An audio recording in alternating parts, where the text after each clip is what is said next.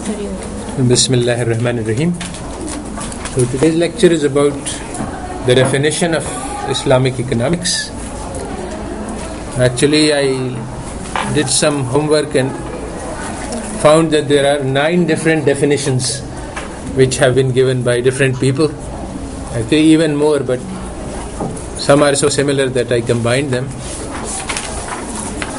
I didn't have a chance to look at what you have written. So I'm not sure what impression has been created by the lectures that have been given to you. But I'm going to offer a new definition, one which I didn't find in the literature.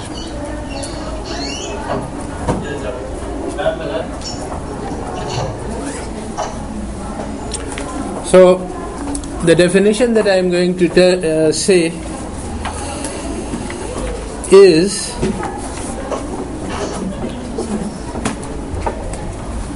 that the Islamic economics is the attempt to implement the orders of Allah in the economic dimension in our individual lives and in our collective lives. اللہ تعالیٰ کے احکام کو جو معیشت سے متعلق ہیں ان کو اپنی زندگی میں زندہ کرنے کی اور اپنے معاشرے میں زندہ کرنے کی کوشش کا نام ہے اسلامک اکنامکس. ویسے تو یہ مختصر سا ڈیفینیشن ہے. پہلی بات تو یہ ہے کہ یہ مجھے ملا نہیں کہیں پہ، یعنی 9 ڈیفینیشنز دیکھے ہیں میں نے، مگر کسی نے یہ بات نہیں کہی ہے. دوسری بات یہ ہے کہ حالانکہ یہ ڈیفینیشن مختصر ہے مگر اس میں بہت سارے چیزیں ایسی ہیں جو نہ صرف کلیش کرتی ہیں ان چیزوں سے جو ویسٹرن اکنامکس سکھلاتی ہے، بلکہ ان سے بھی کلیش کرتی ہیں جو زیادہ تر مسلمان سمجھتے ہیں. تو پہلی بات تو یہ ہے، اس میں بہت سارے پرابلمز ہیں، اور آج کا لیکچر جو ہے وہ میں بنا رہا تھا تو میں بنا نہیں پایا کیونکہ مٹیریل بہت زیادہ تھا اور میرے پاس ٹائم بہت کم تھا اور اس کو آرگنائز کرنے کا وقت نہیں ملا مجھے. تو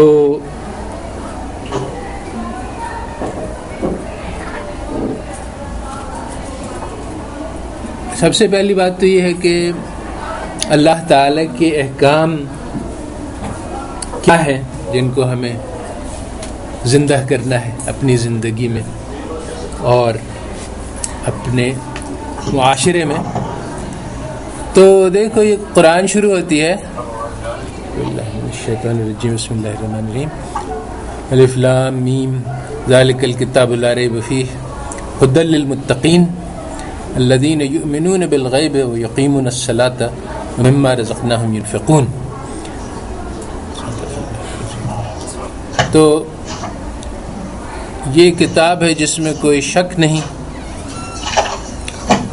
اور اس میں ہدایت ہے ان لوگوں کے لیے جو تقوی والے ہیں، یعنی جو اللہ تعالیٰ سے ڈرتے ہیں.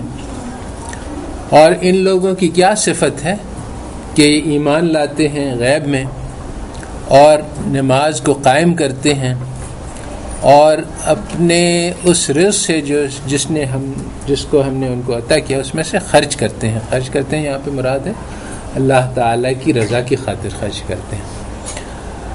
تو جو 3 صفات ہیں متقین کی، اس میں سے ایک تو ہے ایمان، اور دوسرا ہے عبادت، اور تیسری ہے معیشت کے متعلق یعنی کہ مال. تو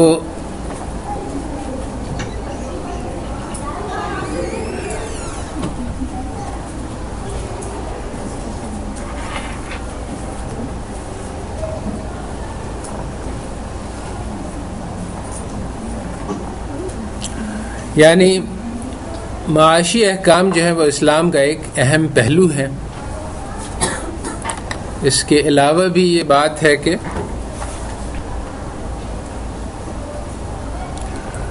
یعنی قیامت کے دن جو 5 سوال ہیں ان میں سے ایک یہ بھی ہوگا کہ تم نے مال کہاں سے کمایا اور کہاں خرچ کیا. تو یہ بھی وہ معیشت کے احکام سے متعلق ہے. تو اس سے یہ پتہ چلا کہ اسلام کے بہت سارے احکام ہیں جو خرچ کرنے سے اور اس سے متعلق ہیں. اب آج ہم لوگ اس کی تفصیل میں نہیں جائیں گے، یہ اسلامک اکنامکس کا مضمون ہے، بلکہ اسلامک اکنامکس ہے کیا چیز اس کو ہمیں ڈیفائن کرنا چاہیں گے. تو مگر احکام اس قسم کے ہیں. بیسیکلی مال جو انسان کماتا ہے پھر وہ استعمال کرتا ہے، پھر وہ اس کو ڈسپوز کرتا ہے، یا تو خرچ کرتا ہے یا اس کے ترکے میں جاتی ہے. تو ترکے کا بھی احکام ہے اور خرچ کرنے کی بھی احکام ہے. مال کو استعمال کیسے کیا جائے اس کے بارے میں بھی احکام ہے. حاصل کیسے کیا جائے اس کے بارے میں بھی احکام ہے. تو ہر سٹیج پر مال کے ساتھ جو ہمارا تعلق ہے اس کے بارے میں اللہ تعالیٰ کے احکام ہیں. اور یہ احکام کچھ انفرادی ہیں، یعنی ایک انسان ذاتی طور پہ مال سے کیا کرے، اور کچھ اجتماعی ہیں کہ معاشرہ ایز اے ہول مال کے ساتھ کیا کرے. تو اس کو ہم کہہ سکتے ہیں کہ اسلامک مائکرو اکنامکس یہ ہے کہ جو ذات یعنی فرد کے ساتھ جو احکام متعلق ہیں ان کو زندہ کیا جائے، اور میکرو یہ ہے کہ جو سوسائٹی کے. اب یہاں پہ ایک بہت انٹرسٹنگ بات یہ ہے کہ جو ویسٹرن میکرو ہے وہ نیشن سے ڈیل کرتی ہے، اور نیشن جو ہے وہ زہر ہے. یعنی جو اقبال نے بات کہی تھی کہ ان تازہ خطاؤں میں بڑا سب سے وطن ہے، جو پیرہن اس کا ہے مذہب کا کفن ہے. تو اگر ہم اسلامک میکرو اکنامکس نیشن کے لیول پہ کریں گے تو ہم نے پورے اسلامی کو ذبح کر دیا، کیونکہ اسلام میں جو نیشن ہے ہمارا وہ امت ہے. تو ہمیں امت کے لیول سے اور بھی لیولز ہیں. یعنی اسلام میں ایک فرد ہے، اس کے بعد پھر ایک فیملی کا لیول ہے، اس میں بھی احکام ہے. اس کے بعد پھر ایک لوکل کمیونٹی ہے جو مسجد کے جو پڑوس ہے اس کے الگ احکام ہیں. اس کے بعد اس سے بڑی اجتماعیت ہے، اور پھر امت ایز اے ہول ہے. تو یہ اور ہر لیول پہ مختلف قسم کے احکام ہیں. تو کہتے ہیں کہ ایک ہوتا ہے مائکرو، ایک ہوتا ہے میکرو اور ایک ہوتا ہے میسو جو انٹرمیڈیٹ کو کہتے ہیں. تو اسلام میں احکام ہر لیول پہ ہیں، مگر نیشن کے لیول پہ نہیں ہے. بلکہ نیشن کے لیول پہ بات کرنا ہی جو ہے وہ غلط ہے، اگینسٹ اسلام ہے. کیونکہ اسلام میں کسی اور بیسس پہ گروپنگ کرنا دین کے علاوہ یہ سخت ناپسندیدہ چیز ہے کہ زبان کی بنیاد پہ لوگوں کو یا قبیلے کے بنیاد پہ لوگوں کو جمع کیا جائے. تو یہ اسلامک مائکرو، میسو اور میکرو اکنامکس جو ہے وہ اللہ تعالیٰ کے مختلف احکام جو مختلف لیولز پہ ہیں ان کو کیسے وجود میں لایا جائے، یہ میرا ڈیفینیشن ہے اسلامک اکنامکس کا. اب اس میں بہت سارے جز ہیں اس ڈیفینیشن کے.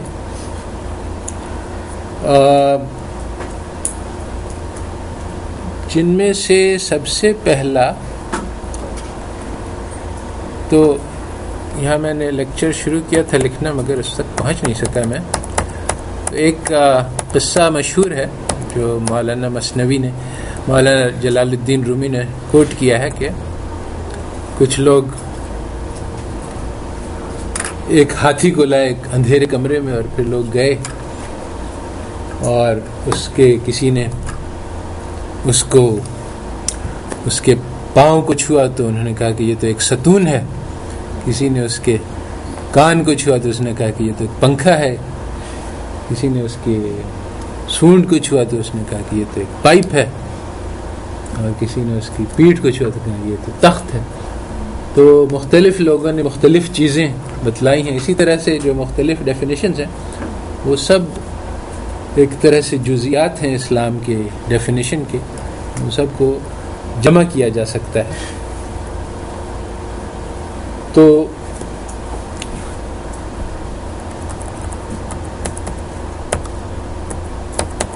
سب سے پہلا بات جو ہے جس میں تجربے سے مجھے معلوم ہوا ہے کہ لوگوں کو بہت بہت محنت ہوتی ہے، بہت دیر لگتی ہے سمجھنے میں، حالانکہ یہ ایک بہت بنیادی پوائنٹ ہے اسلام کا.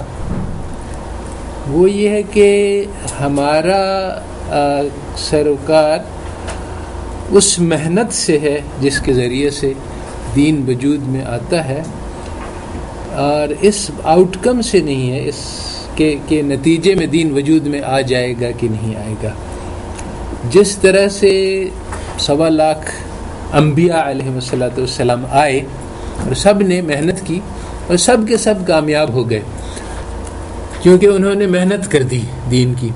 حالانکہ ایسے بھی انبیاء ہوں گے جن کے پاس ایک بھی بندہ نہیں ہوگا، اور ایسے بھی ہوں گے جن کے پاس 2-3 ہوں گے، ایسے بھی ہوں گے جن کے پاس لاکھوں ہوں گے. تو مگر آؤٹ کم جو ہے وہ ان کے آؤٹ کم سے ان کو ناپا نہیں جائے گا کہ اچھا اس نے تو اچھا کام کیا، اس نے 10,000 لوگ لے گئے، اس نے صرف 70 لائے اس لیے یہ فیل ہو گیا. تو یہ آؤٹ کم نہیں بلکہ محنت کیسے کی، نتیجہ اللہ تعالیٰ کے ہاتھ میں. حتیٰ کہ رسول اللہ صلی اللہ علیہ وسلم سے اللہ تعالیٰ نے فرمایا کہ تم کسی کو جس کو چاہتے ہو ہدایت نہیں دے سکتے ہو، ہدایت تو میرے ہاتھوں میں ہے. تو نتیجہ صرف اللہ کے ہاتھ میں ہے، ہمارے ہاتھ میں وہ محنت ہے جو اللہ تعالیٰ نے بتلائی ہے. اب چونکہ یہ بات ایکچولی اگر سمجھ میں آ جائے تو ہماری اپنی زندگی میں بہت بڑا ریولوشن آ جائے. یہی وہ جو اسلام کے ذریعے سے دنیا میں ریولوشن آیا، اس میں سے ایک جز یہ سمجھ بھی ہے کہ ہم صرف محنت کے مکلف ہیں اور نتیجے کے مکلف نہیں ہیں. بہت سارے لوگ ہیں جو محنت کرتے ہیں کہ اچھے بھائی معاشرے کی اصلاح ہو جائے، پھر دیکھتے ہیں کہ معاشرے میں برائی ہے تو کہتے ہیں چلو ہم تو فیل ہو گئے. تو یہ نتیجہ غلط ہے. انسان نے جس نے محنت کر لی وہ پاس ہو گیا، چاہے اس کے ذریعے سے معاشرے کی اصلاح ہوئی چاہے نہیں ہوئی. اور اس وقت بہت سارے مسلمان اس معاملے میں دھوکے میں ہیں اور غلطی کر رہے ہیں. تو چونکہ اس کے بارے میں بہت زیادہ کنفیوژن ہے، اس لیے میں اس بات کو ذرا تفصیل کے ساتھ ثابت کرنا چاہتا ہوں. تو اس میں بہت ساری آیات ہیں. ایک تو ہے کہ اما الانسان اذا ما ابتلاه ربه فاکرمه ونعمه فيقول ربي اکرمن واما اذا ما ابتلاه فقدر عليه رزقه فيقول ربي اهانن كلا بل لا تكرمون اليتيم. تو یہ سورت میں اللہ تعالیٰ فرماتے ہیں کہ جب انسان کو اللہ تعالیٰ آزماتے ہیں، لیبلوکم ابتلا میں ڈالتے ہیں، آزمائش میں ڈالتے ہیں. کس طرح سے کہ اس کے پاس بہت سارا مال دے دیتے ہیں، بہت سے اس کی بہت راحت آرام اور لگژری ہو جاتی، تو وہ انسان خوش ہو جاتا ہے، کہتا ہے کہ ہاں میرا مالک نے میرے ساتھ کرم کیا. اور ساتھ سے امام راضی لکھتے ہیں کہ تفسیر میں وہ کہتے ہیں کہ یہ اللہ تعالیٰ نے صحیح کیا، حق کیا، انصاف کیا میرے ساتھ کہ میں اتنا اچھا آدمی ہوں، چنانچہ مجھے یہ ملنا ہی چاہیے تھا. تو وہ سمجھتا ہے کہ یہ اس کا حق تھا کہ اللہ تعالیٰ اس کے ساتھ، اور وہ یہ سمجھتا ہے کہ یہ میری محنت کا نتیجہ ہے. جیسے کہ قارون سمجھتا تھا کہ یہ مال میں نے کمایا ہے تو یہ میری محنت کا نتیجہ ہے. اور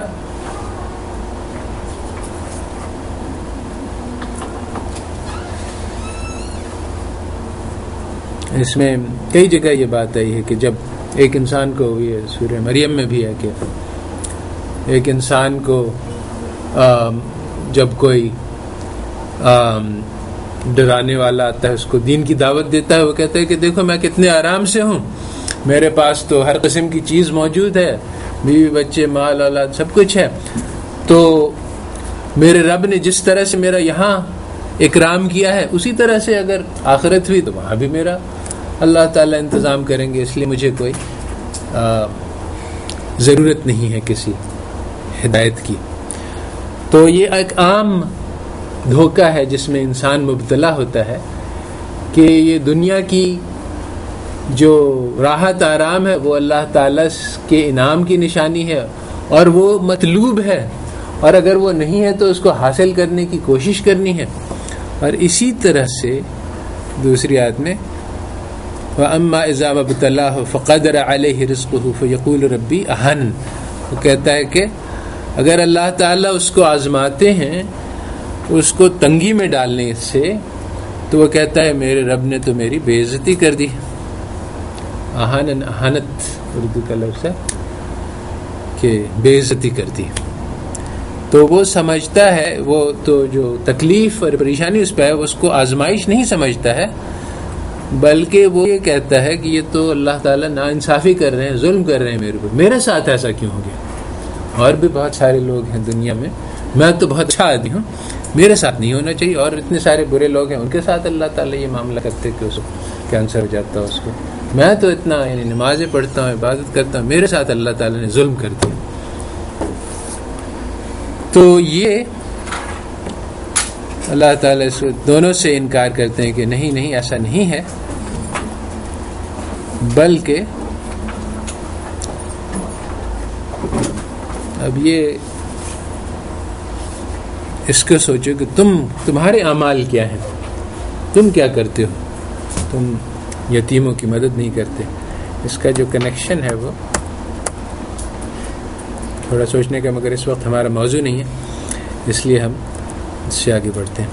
تو یہ دونوں چیزیں، راحت اور آرام اور تنگی اور سختی اور پریشانی، دونوں آزمائشیں ہیں. آج نہ صرف یہ کہ انفرادی طور پہ مسلمان یہ سمجھ رہا ہے کہ مال حاصل کرنا جو ہے وہ ہمارے لیے ایک اچھی چیز ہے اور اس کو حاصل کرنا ضروری ہے، اور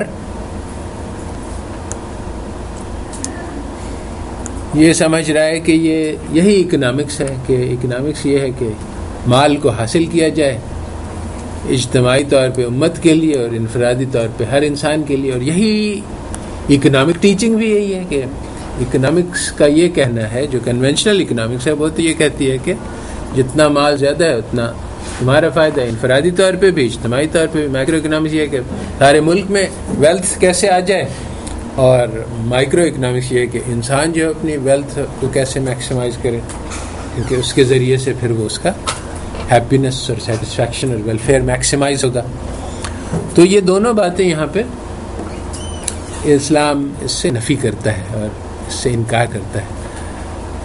تو ایکچولی یہاں پہ دو آرگیومنٹس دیے جاتے ہیں بائی مسلمس کہ نہیں، یہ جو بات میں کہہ رہا ہوں یہ غلط ہے، کہ ایسا نہیں ہے کہ اسلام ہمیں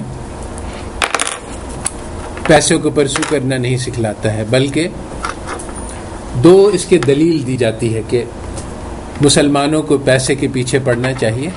ایک دلیل تو یہ ہے کہ اللہ تعالیٰ نے قرآن میں لکھا ہے ربنا آتنا فی الدنیا حسنۃ وفی الآخرۃ حسنۃ وقنا عذاب النار. تو اس سے یہ ثابت کیا جاتا ہے کہ اللہ تعالیٰ نے ہمیں دنیا مانگنے کو کہا ہے اور اس کو فوقیت دی ہے، ترجیح دی ہے آخرت پہ، یعنی پہلے دنیا مانگو اور بعد میں آخرت مانگو. تو اس سے ثابت ہوا کہ مسلمان کو پیسہ کمانے کی، دنیا حاصل کرنے کی کوشش کرنی چاہیے. اور دوسری دلیل یہ دی جاتی ہے کہ فقر جو ہے وہ انسان کو کفر تک پہنچا دیتا ہے. تو اس کے معنی یہ ہوا کہ ہمیں فقر سے بچنے کی کوشش کرنی چاہیے، کیونکہ فقر جو ہے وہ تو اس کے معنی یہ کہ ہمیں پیسہ حاصل کرنے کی کوشش کی جائے. تو یہ دو دلائل دیے جاتے ہیں کہ اسلام بھی ہمیں پیسہ بڑھانے کی تعلیم دیتا ہے، اور اسی طرح سے اجتماعی لیول پر کہ تو ایک انڈیویجول لیول پہ بات ہوئی کہ ربنا آتنا فی الدنیا حسنۃ، اور یہ کہ فقر جو ہے وہ انسان کو کفر سے ملا دے گا. اور ایک اجتماعی لیول پہ ہم ساری سوسائٹی کے طور پہ کیوں پیسہ جمع کریں، تو یہ اس لیے کہ اللہ تعالیٰ کے بہت سارے احکام ہیں کہ غربت کو مٹاؤ، غریبوں کی مدد کرو. تو یہ کیسے ہوگا؟ اگر یہ اس طرح سے ہوگا کہ اگر سوسائٹی میں پیسے ہوں گے تبھی ہم یہ سب کام کر سکیں گے. تو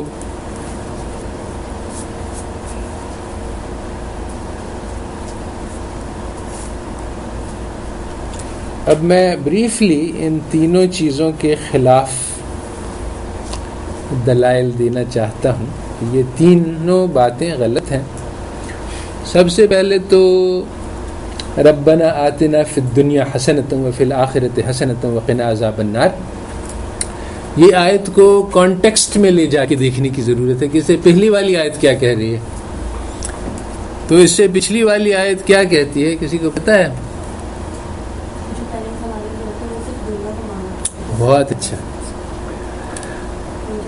یہ اس سے پچھلی آیت کہتی ہے بعض لوگ ایسے ہیں جو ہم سے صرف دنیا مانگتے ہیں,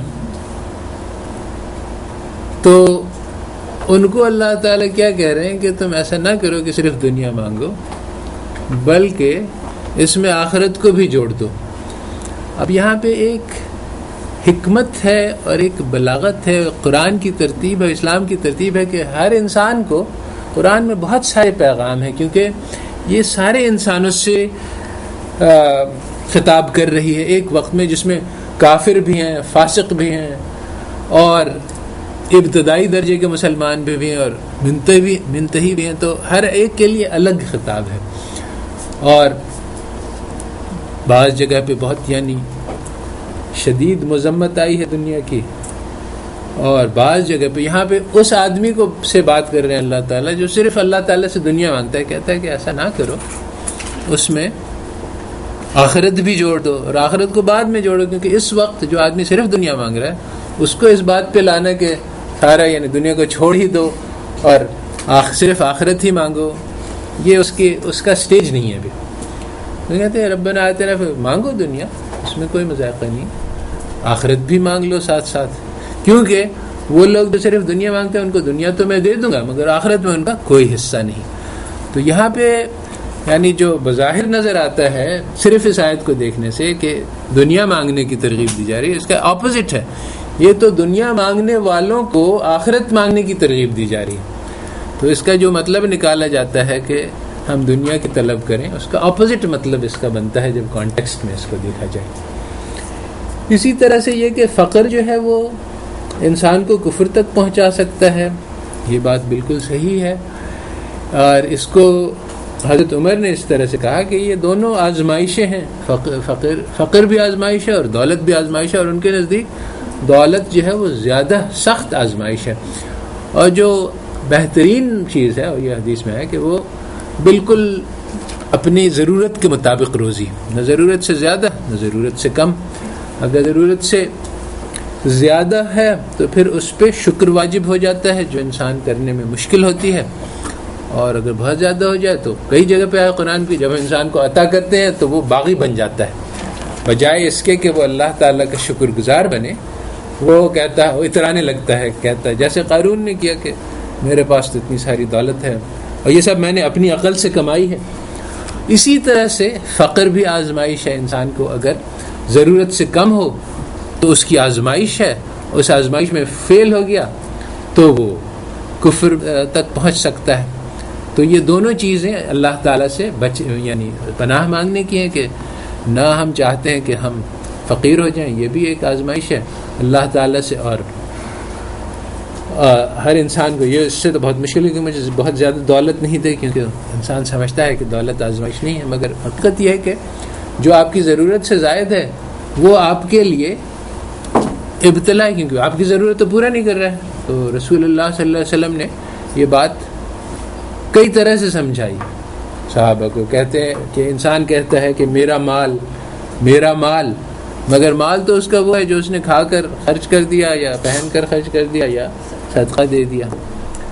تو جو مال آپ استعمال کر سکتے ہیں وہ تو آپ کے لیے صحیح ہے, اور جو بینک میں پڑا ہوا ہے وہ حجت ہے آپ کے خلاف کہ اس کے میں نے دیا تھا. پھر وہ آپ کے اوپر ذمہ داری ہے کہ اس کے لیے آپ صحیح مقصد اور ڈھونڈیں اور اس تک پہنچائیں. تو بڑی آزمائش ہے اور بہت ذمہ داری کا کام ہے. تو صحیح یہی ہے کہ تو اس میں یہ فقر جو ہے وہ کفر ملا دیتا ہے. یہ اس بات کی ترغیب نہیں ہے کہ انسان دولت کمانے میں اندھا دھند لگ جائے, بلکہ یہ ہے کہ انسان کو اپنی ضرورت کی مقدار میں کمانا ایک درجے کا, یعنی یہ بھی دینی ایک فریضہ ہے.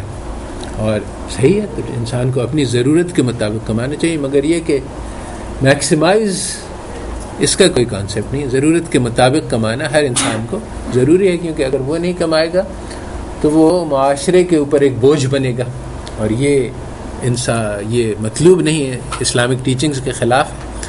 تو یقیناً اپنے گزارے کے لائق کمانا جو ہے وہ انسان کے اوپر ضروری ہے، مگر اس کے یہ معنی نہیں ہے کہ ویلتھ جنریشن اور منی میکسیمائزیشن دین کا حصہ ہے۔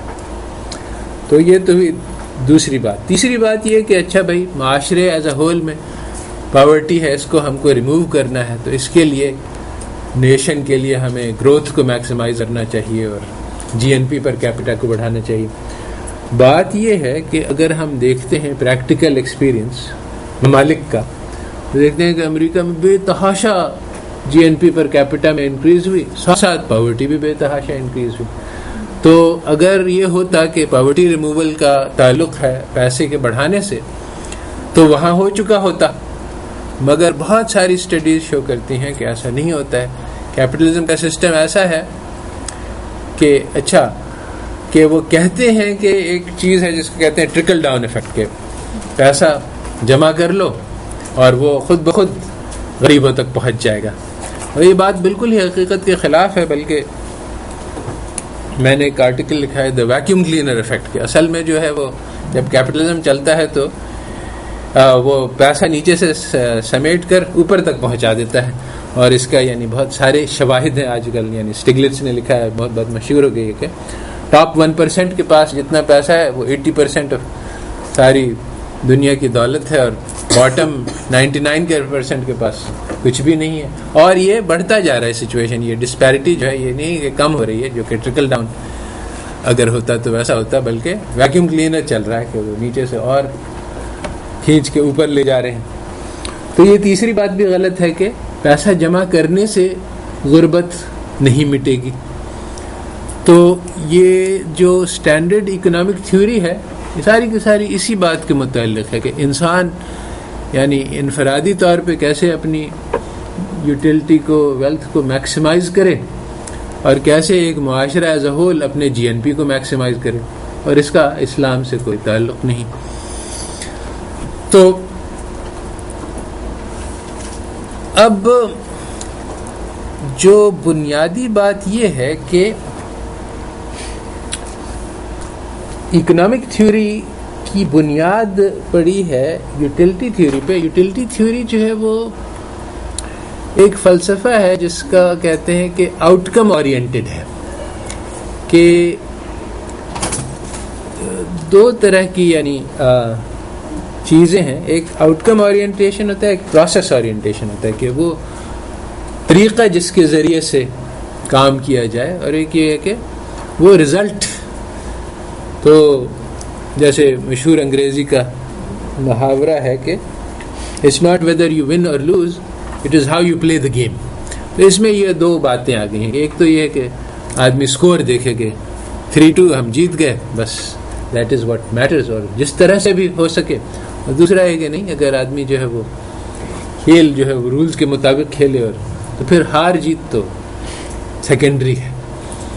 تو جو اکنامک تھیوری ہے بہت اسٹرانگلی آؤٹ کم اورینٹڈ ہے۔ اگر یعنی لوگوں کے پاس یعنی ایک سوسائٹی کی جو ویلفیئر ہے، جو وہ اس پہ ڈیپینڈ کرتا ہے کہ لوگوں کے پاس کتنا مال ہے، یہ اس پہ نہیں ڈیپینڈ کرتا ہے کہ وہ کیسے کمایا، کیسے خرچ کیا، اور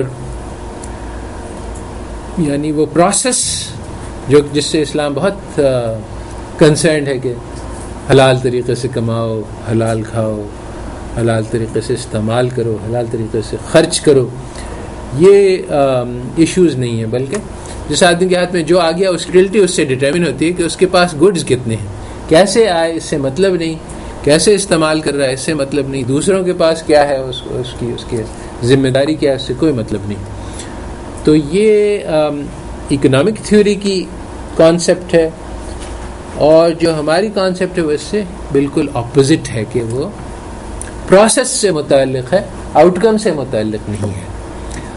اب میں اس بات کو دیکھو، اس کا یعنی مثال دیتا ہوں جو ہماری یونیورسٹی میں ہوئی، اور ایسا ہوتا رہتا ہے کہ لوگوں نے کہا کہ یہاں ہمارے پاس کچھ غریب امپلائیز ہیں تو ان کے لیے فنڈ جمع کیا جائے. تو وہ کیسے کریں گے؟ چلو جو ہمارے پاس ٹیچرز آتے ہیں باہر سے ان کے اوپر ہمیں ٹیکس لگا دیتے ہیں زبردستی، جو وہ پسند ہی نہیں کرتے ہیں اور جو کانٹریکٹ کا حصہ بھی نہیں ہے، اور وہ ٹیکس ہم جمع کر کے غریبوں کی مدد کر دیں گے. تو اگر مطلوب غریبوں کی مدد ہے تو پھر تو یہ اس کا کچھ جواز بنتا ہے.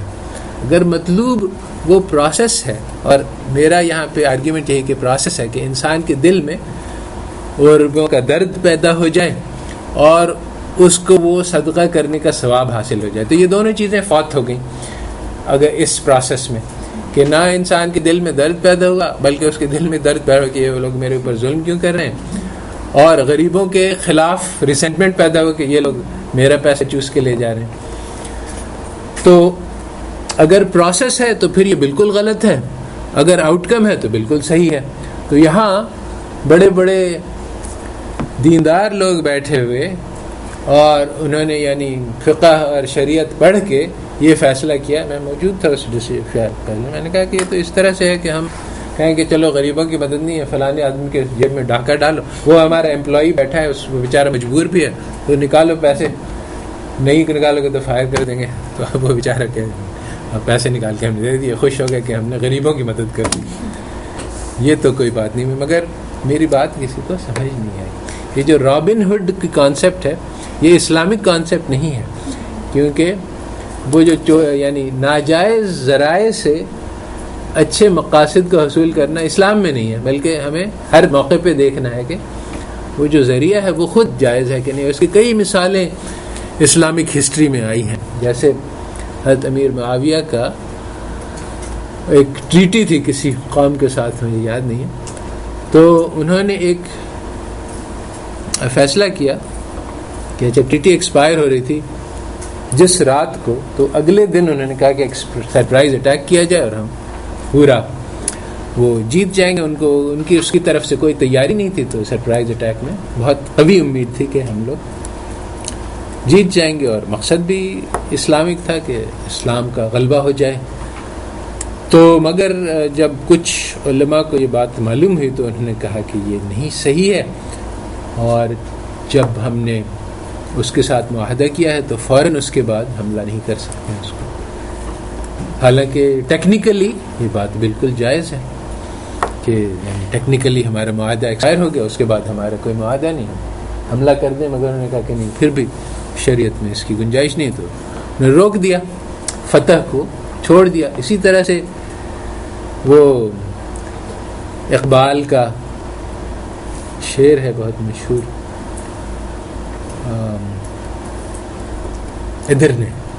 ادرنے کی سیج ہوئی تھی، کرسچنز نے کی تھی، اور مسلمان ان کو محصور کر دیا. تو یہ 6 مہینے تک سیج چلتی رہی، سارے رسد کا سامان ختم ہو گیا. تو جو وہاں کا جو کمانڈر تھا ملٹری، اس نے کہا کہ سارے مٹیریل جمع کر کے ملٹری کے پاس بھیج دیا جائے، جو آرمی ہے ہماری، کیونکہ اب یعنی سب کی زندگی کا دار و مدار انہیں پہ، اگر یہ فیل کر گئے تو سب لوگوں کو ختم کر دیا جائے گا. تو سارا مال جمع کر لیا گیا.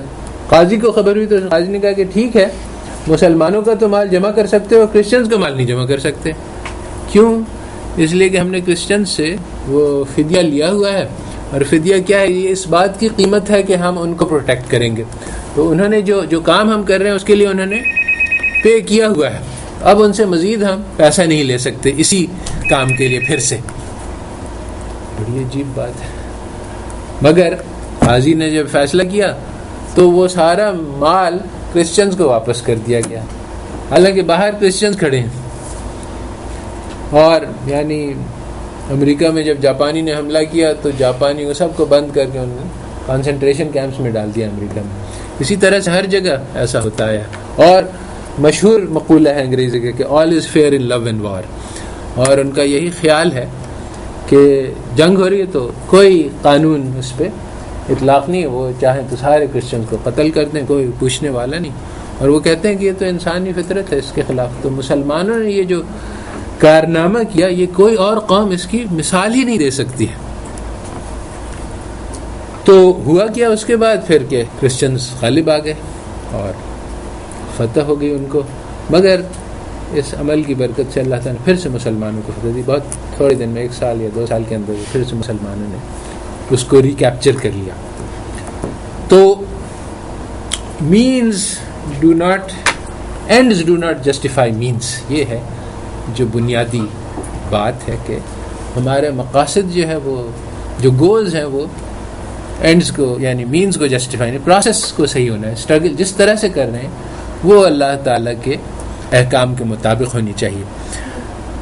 جی سر آپ کی بات بالکل ٹھیک ہے، مطلب میں ایگری اس سے، لیکن سر قرآن پاک میں کہا گیا نا کہ اعمال کا دار و مدار نیت ہوتا ہے۔ بالکل سر پھر اس کا ہاں یہ ایک الگ بحث ہے اور ضروری بحث ہے اور اہم بھی ہے، مگر اس وقت میں actually I'll try to incorporate that later۔ بات یہ ہے کہ یہ بات میں نے پچھلی بار یعنی اور کئی گروپس میں سمجھانے کی کوشش کی، بہت مشکل ہوئی ہے کیونکہ لوگ اس کو مانتے نہیں، اس لیے میں اس کی کئی مثالیں اور دے کے سمجھانا چاہتا ہوں کہ اللہ تعالیٰ کے جو حکم ہوتے ہیں ان کو جیسے میں نے کہا کہ یہاں جو وہ ٹیکس لگا دیا، اسی طرح سے عام طور پہ یہ غلط فہمی ہے، اور یہ بات چل رہی ہے کہ مقاصد الشریعہ کیا ہے۔ شریعت سے ہم پہلے پتہ چلائیں کہ اللہ تعالیٰ کا مقصد کیا ہے، جب مقصد پتہ چل جائے گا تو پھر سارے احکام اس مقصد کے تابع ہو جائیں گے۔ تو مگر اس مقصد کو سمجھنے میں اگر ہم سے غلطی ہو گئی تو بہت بڑا نقصان ہو جائے گا۔ اس وقت یہ بہت عام ہو گیا ہے، جیسے ایک عام بات یہ سمجھی جا رہی ہے اور کہی جا رہی ہے کہ اسلام کا مقصد یہ ہے کہ پاورٹی کو ختم کر دیا جائے۔ بظاہر ایسا نظر آتا ہے کیونکہ زکوٰۃ میں یہی ہے کہ غربا کی مدد کی جائے، بہت سارے احکام ہیں کہ غربا کی مدد کی جائے اور بھوکے اور یتیم اور بیوہ سب کی مدد کی جائے، ان سب کے یعنی بہت اسٹرانگ احکام ہیں۔ تو آبویسلی اگر یہ احکام ہے تو اس سے یہ مطلب ہوگا کہ اللہ تعالیٰ چاہتے ہیں کہ غربت ختم ہو جائے، کیونکہ غریبوں کی مدد کرنے کا حکم ہے۔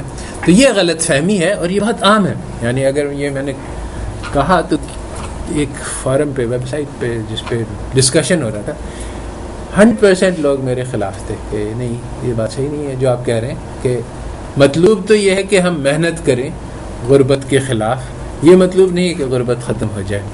تو یہ بات یا تو لوگوں کو سمجھ میں نہیں آئی میری، یا انہوں نے اگری نہیں کیا۔ تو 100% اسی لیے میں اس کو یہاں پہ وضاحت کرنا چاہتا ہوں، اور یہ چونکہ اکنامکس کا بنیادی مسئلہ ہے اس لیے اس کو ذرا تفصیل کے ساتھ ڈسکس کرنے کی ضرورت ہے۔ تو ایک سمپل سی مثال ہے کہ اللہ تعالیٰ نے ابراہیم علیہ السلام کو حکم دیا کہ اپنے بیٹے کو ذبح کرو، تو اس سے ہم یہ سمجھیں گے کہ اللہ تعالیٰ کا مقصد ہے کہ اسماعیل علیہ السلام قتل ہو جائیں، مگر ظاہر بات ہے کہ اللہ جب انہوں نے چھری چلائی تو اللہ تعالیٰ نے کہا تم نے وہ جو حکم تھا وہ پورا کر دیا۔ تو مطلب یہ ہے کہ ذبح مقصود نہیں تھا بلکہ اطاعت مقصود تھی، اور یہ دکھلانا مقصود تھا کہ اللہ تعالیٰ کی محبت غالب ہے باقی ساری محبتوں پر، اور یہ تقاضا بالکل صاف صاف قرآن میں لکھا ہوا ہے کہ اللہ کی محبت اور اللہ کے رسول کی محبت اور اللہ کے دین کی خاطر جدوجہد کرنے کی محبت باقی ساری چیزوں پہ، جس میں بیوی بچے خاندان کاروبار تجارت گھر سب کچھ شامل ہے، ان سب پہ غالب ہونی چاہیے۔ تو یہ اللہ تعالیٰ کا حکم ہے کہ اللہ کی محبت سب سے آگے ہو، سب سے زیادہ ہو۔ تو یہاں پر اس عمل کا اس حکم کا ایک ظاہری مقصد ہے کہ اسماعیل علیہ السلام کی موت مقصود ہے، مگر وہ ظاہری مقصد نہیں ہے، اور یہ بات بھی بالکل واضح ہے، پکی ہے، کیونکہ اگر یہ مقصود ہوتا تو اگر وہ جب تک وہ ذبح نہیں ہوئے تو تب تک حکم پورا نہیں ہوتا۔ تو حکم جو ہے اس کا مقصود پورا ہو گیا جب انہوں نے اطاعت کر دی، ذبح مقصود نہیں تھا۔ تو اسی طرح سے اللہ تعالیٰ نے انبیاء کو حکم دیا کہ دعوت دو. رسول اللہ صلی اللہ علیہ وسلم کو حکم ہوا, ہم لوگوں کو بھی حکم ہے امر بالمعروف اور نہی عن المنکر کا. تو بظاہر مقصد یہ ہے کہ اسلام ساری دنیا میں پھیل جائے, اور اگر یہ مقصد حاصل نہیں ہوا تو پھر وہ فیل ہو گئے, کیونکہ انہوں نے جو مقصد جو حکم دیا گیا تھا وہ پورا نہیں کر سکے. مگر ہمیں یہ پتہ ہے کہ ایسا نہیں ہے, کیونکہ ہمیں یہ پتہ ہے کہ بہت سارے انبیاء جو ہیں انہوں نے کسی پہ بھی بہت ساری دعوت دی, بہت ساری جگہ پہ لوگوں نے ان کی بات نہیں مانی. تو اس کا مقصد پھر کچھ اور ہے. مقصد یہ ہے کہ انبیاء علیہ السلام کو نمونہ بنا کر پیش کیا جائے. ان کا نمونہ یہی ہے کہ وہ جا کے دعوت دیں گے اور اس کے سلسلے میں ان کو پریشانی ہوگی, مشکل ہوگی, مصیبت ہوگی, اور اس پہ وہ صبر کریں گے اور اللہ تعالیٰ سے مانگیں گے.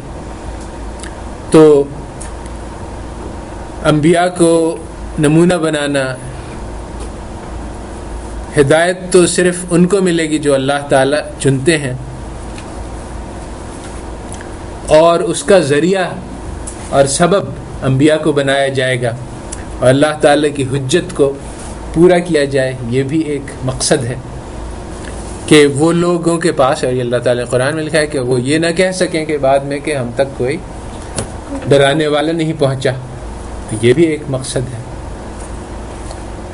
تو یہاں پہ بھی بات واضح ہے کہ جو ظاہری مقصد ہے ہدایت کا پھیل جانا, وہ اصل مقصد نہیں ہے. اصل مقصد وہ, اور پھر یہی ہے کہ پروسیس اور آؤٹ کم کے وہ پروسیس ہے, وہ مقصود ہے کہ ہدایت کی محنت کیسے کی جاتی ہے. اور یہ مقصود نہیں ہے کہ ہدایت ایکچولی پھیل جائے. یعنی یہ مقصود تو ہے, اللہ تعالیٰ کا مقصد ہے, ہمارا مقصد نہیں ہے. یعنی ہمارے لیے یہ گول نہیں ہے, اور ہم اپنی محنت کو اس طرح سے نہیں جانچیں گے کہ آؤٹ کم کیا ہوئی. اس معاملے میں یعنی بہت سارے لوگ غلط فہمی میں مبتلا ہیں. کہتے ہیں کہ ہاں ہم نے اتنی ساری محنت کی, نتیجہ کیا نکلا. تو نتیجہ کیا نکلا اس کو بھی یعنی غور کرنے کی ضرورت ہے کہ اتنے سارے لوگ اصلاح کی محنت کر رہے ہیں مگر نتیجہ زیرو. نتیجہ اگر ہم یہ دیکھیں کہ ہاں بھائی رشوت عام ہے, یہ یعنی برائی عام ہے, ہر قسم کی فحاشی اور برائی پھیلی ہوئی ہے, تو ہم کہیں گے اچھا یہ سارے لوگ جو صالحین یا اصلاح کی کوشش کر رہے ہیں سب فیل ہیں, کیونکہ ہم نے آؤٹ کم جو دیکھی وہ نہیں ہے جو بظاہر مطلوب ہے. تو یہاں پہ یہ بھی ضروری ہے کہ یہ سمجھنا ہے کہ یہ آؤٹ کم کہاں پہ دیکھی جائے.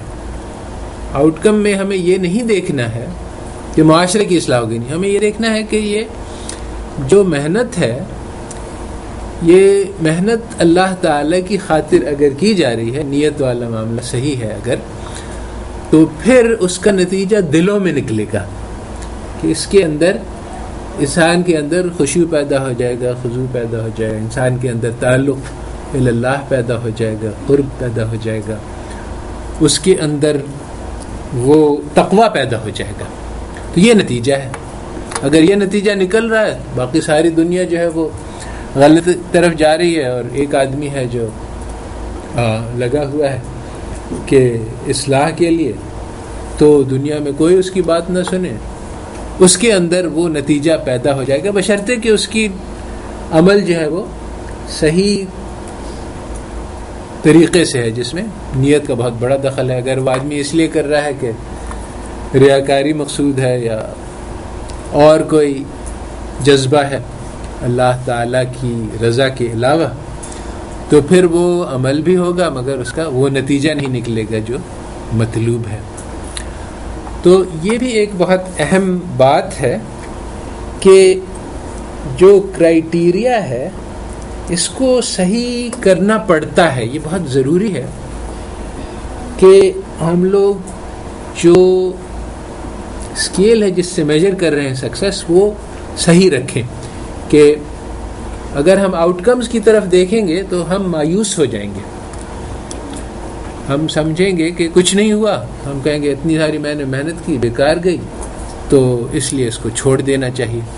اگر ہم اس کو اپنا یعنی میجرمنٹ کا طریقہ دیکھیں کہ اپنے دل کی طرف دیکھیں, تو یہ تو پھر اللہ تعالیٰ کا وعدہ ہے کہ والذین جاہدوا فینا لنهدینہم سبلنا، کہ جو میرے اوپر محنت کرے گا ہم اس کو اپنا راستہ دکھائیں گے. تو اگر انسان دنیا پہ محنت اس طریقے سے کرے گا کہ اس میں اللہ کی رضا کی مطلوب ہوگی تو یہ اللہ پہ محنت ہے، اور اس کا نتیجہ گارنٹیڈ ہے کہ دل میں یعنی اللہ تعالیٰ اس کو اپنی طرف اپنا قرب، اپنے راستوں کی ہدایت دیں گے. اور اگر ایسا نہیں ہو رہا ہے، یعنی ہمارے دل میں وہ کیفیات نہیں پیدا ہو رہے ہیں، اس کے معنی ہماری محنت میں کوئی غلطی ہے. غلطی یہی ہے کہ نیت غلط ہو، یا عمل کا طریقہ غلط ہو، یا ہم نے کوئی شریعت کا قانون کو وائلیٹ کیا ہو، جیسے کہ یعنی زبردستی کسی کے اوپر ظلم کر غریب کو پیسے دے دیا، تو آپ نے کہا کہ یہ دیکھو میں نے غریبوں کی مدد کی، اللہ تعالیٰ کا حکم ہے اس لیے مجھے اب وہ قرب حاصل ہونا چاہیے. تو نہیں ہوگا، کیونکہ وہ آپ نے شریعت کے توڑ کے یہ کام کیا ہے. تو اسی طرح سے یعنی یہ تو گارنٹیڈ ہے کہ جو شخص اللہ تعالیٰ پہ محنت کرے گا اس کو اس کا نتیجہ ملے گا، اور دنیا میں ملے گا، اور اس کو دیکھ سکے گا وہ، مگر اس کے دل کے اندر ہوگا اور کوئی نہیں دیکھ سکے گا. یہ بھی ایک بہت بڑا مسئلہ ہے جس کی وجہ سے یعنی چونکہ یہ محنت جو ہے دین کی، اس کا نتیجہ نظر نہیں آتا، اس لیے لوگ اس کے بارے میں دھوکے میں رہتے ہیں. جی سر اگر ہسٹری میں جا کے دیکھیں تو صدیق کا فرمان تھا نا کہ جو لوگ زکوٰۃ نہیں دیں گے میں ان کے خلاف جہاد کروں گا. سر اس میں کیا یہ تو یعنی وہ اللہ تعالیٰ کا حکم پورا کر رہے تھے، اور بلکہ جب اس کا مشورہ ہوا تو لوگوں نے کہا کہ حضرت عمر نے کہا، بڑے بڑے صحابہ نے کہا کہ یا ابو بکر یہ موقع بڑا نازک ہے، اس وقت جو ہے وہ ہمارے اوپر بہت سارے فتنے ہیں، تو آپ ان لوگوں کو چھوڑ دے جانے، بعد میں نمٹ لیں گے ان لوگوں سے. تو انہوں نے کہا کہ دین و ینقص، کہ دین میں کمی آ جائے اور میں زندہ رہ جاؤں، یہ نہیں ہو سکتا، میں اکیلے جا کے جہاد کروں گا، تم لوگ نہیں آؤ. تو یہ اس سے پتہ چلا کہ وہ یعنی مقصود وہ نہیں تھا کہ غلبہ حاصل کرنا اور زکوٰۃ حاصل کرنا، بلکہ دین کو اس سطح پہ برقرار رکھنا جس سطح پہ رسول اللہ صلی اللہ علیہ وسلم چھوڑ کے گئے تھے. تو جب انہوں نے یہ اس جذبے کا اظہار کیا تو پھر صحابہ ان کے ساتھ ہو گئے کہ ٹھیک ہے.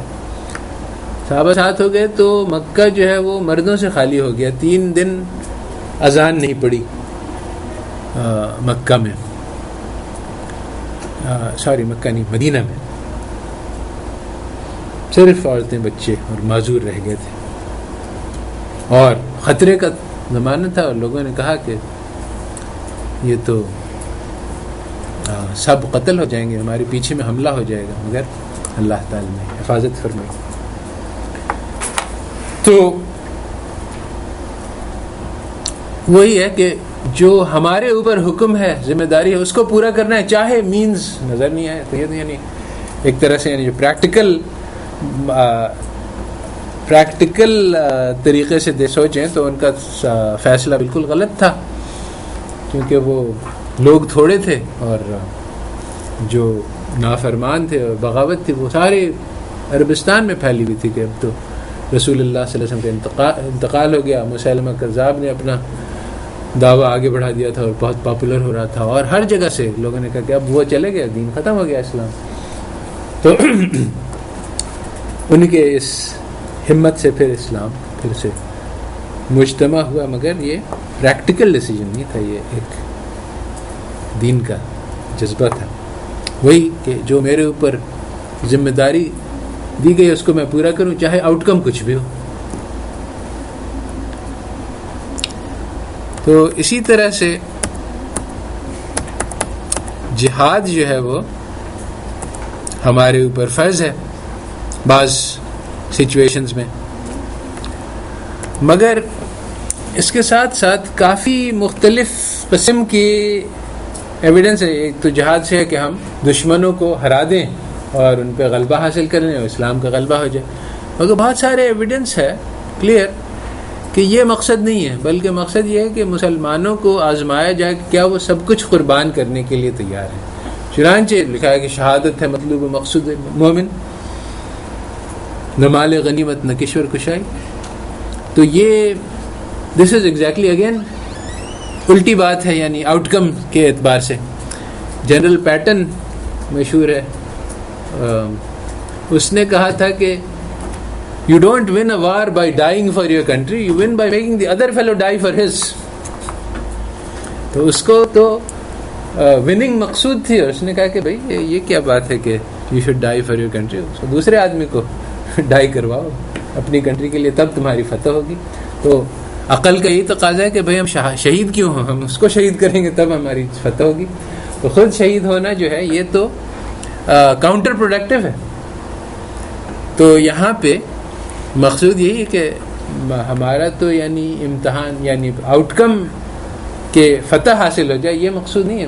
مقصود یہ ہے کہ انسان کی آزمائش ہو رہی ہے کہ دیکھیں کہ وہ ہر چیز اللہ تعالیٰ کی خاطر قربان کر سکتا ہے کہ نہیں. اپنی جان کو قربان کر دے تو یہ شہادت ہے. تو اگین یہی بات ہے کہ پروسیس مطلوب ہے، آؤٹ کم مطلوب نہیں ہے.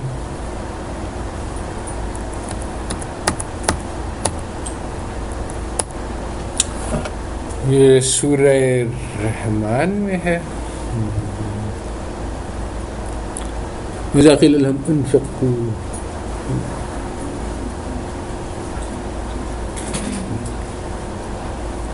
کہ ان سے کہا جاتا ہے کہ خرچ کرو، تو وہ کہتے ہیں کیا ہم ان لوگوں پر خرچ کریں جن کو اللہ تعالیٰ چاہتے تو وہ خود ہی کھلا دیتے؟ تم تو صریح غلطی میں ہو. تو اس میں کافر کہتے ہیں کہ بھئی اگر کافروں کو کھلانا یعنی جو غریب ہیں ان کو کھلانا تو اللہ تعالیٰ خود کھلا دیتے، ان کو نہیں کھلایا تو ہم کیوں کریں. تو یہاں پہ بھی وہی بات ہے کہ مقصود کھلانا نہیں ہے، بلکہ وہ جو دل کی صفائی ہے جو حاصل ہوگی مال خرچ کرنے سے، اور یہ کہ غریبوں کے ساتھ ہمدردی پیدا ہوگی، اور بہت سے اور مقاصد ہیں جو انسان کے اندر جو پیسے کی محبت ہے وہ کم ہوگی. اللہ تعالیٰ کے حکم کی اطاعت کرنا سیکھے گا انسان. تو یہ سارے مقاصد ہیں جو کہ پروسیس جائیں گے. وہ ان کو کہا جاتا ہے خرچ کرو، تو اس کا مقصد یہ نہیں ہے کہ غریب کھانے لگے. تو اگر یہ مقصد ہوتا تو واقعی اللہ تعالیٰ کھلا سکتے ہیں، اللہ تعالیٰ کو کیا مسئلہ ہے. مگر حکم کا مقصد یہ ہے کہ وہ اطاعت کریں اور ان کے دل میں ہمدردی پیدا ہو، اور وہ مال کی محبت میں کمی آئے.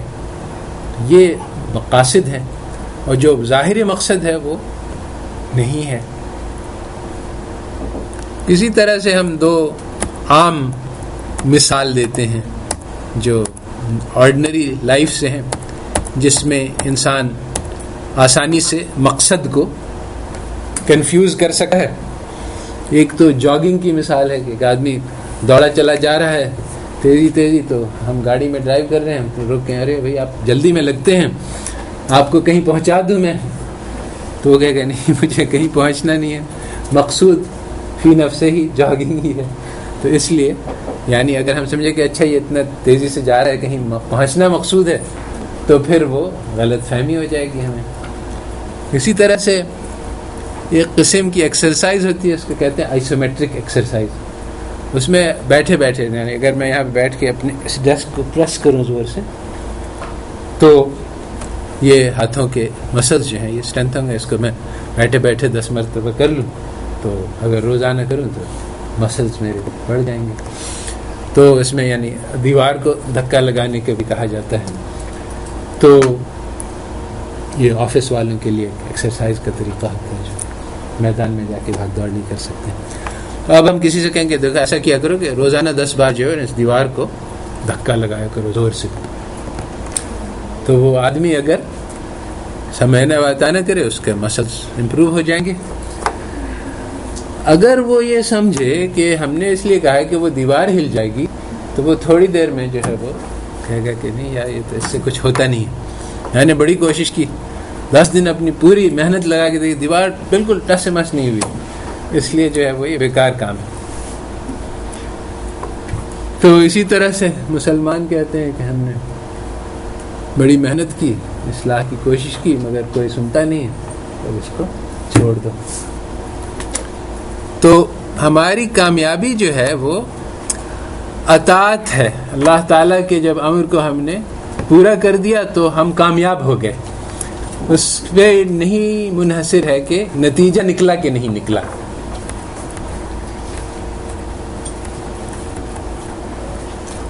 اچھا، تو یہ میں نے بہت وضاحت سے اس پہ بہت زیادہ ٹائم لیا، کیونکہ تجربے سے مجھے پتہ چلا ہے کہ لوگ اس پہ بہت ریزسٹ کرتے ہیں، اور اگر یہ میں نے آپ کو سمجھایا، آپ کسی اور کو جا کے سمجھائیں تو آپ کو پتہ چلے گا کہ یہ آسان نہیں ہے.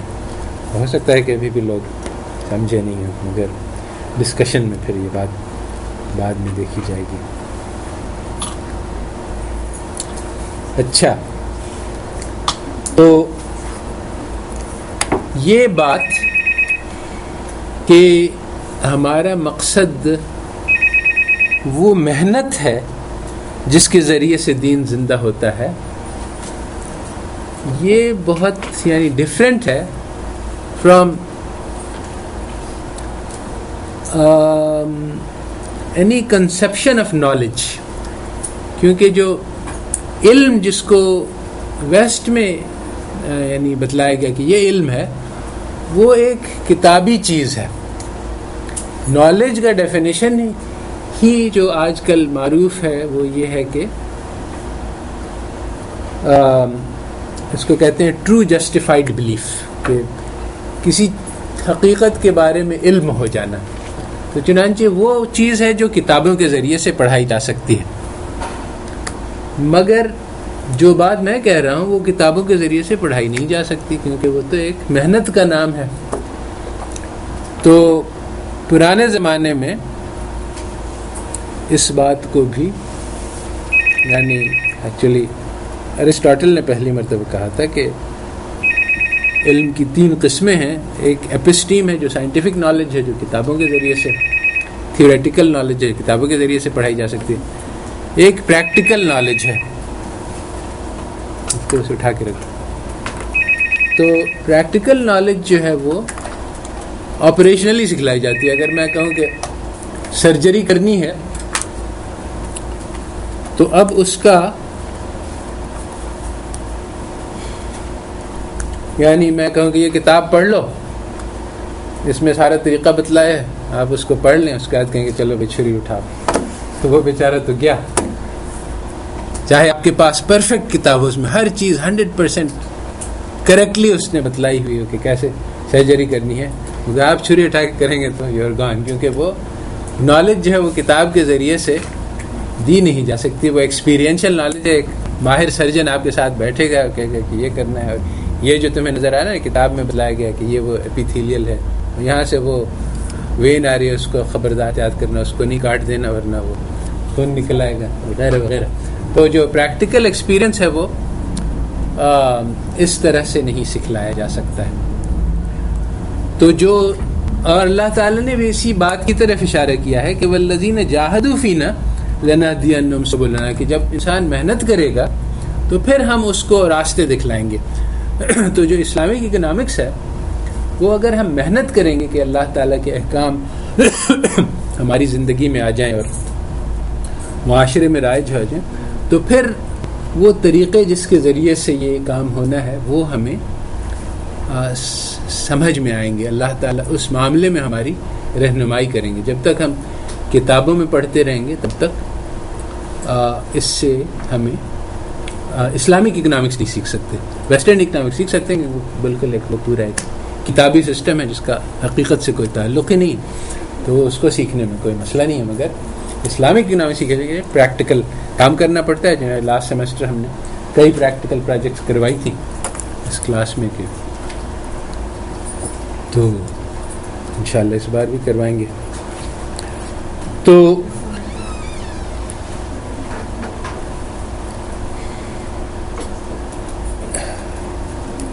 یہ بھی ایک فرق ہے ہمارا اور ان کا کہ پریکٹیکل نالج درکار ہے جس میں